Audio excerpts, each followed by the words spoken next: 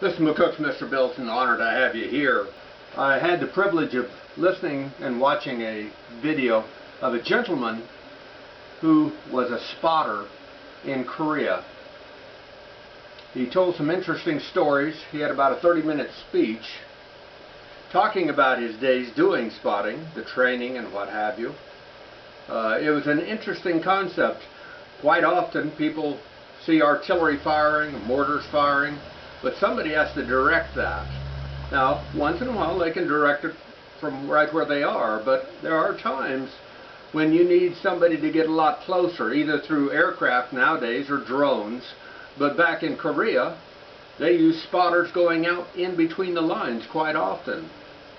Quite often. That and a good pair of binoculars.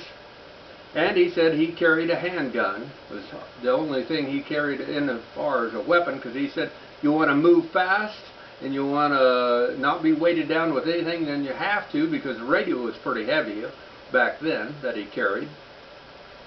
And he said you got to be the best you can to be invisible. But he said directing fire, and he said his goal was always to hit it on the first shell, but very seldom did that ever happen. And so you would walk the rounds into where you want hit, be it either troops or an installation, pillbox, whatever it might be. Tanks were a lot harder because they would usually kick in gear and try to get out of there.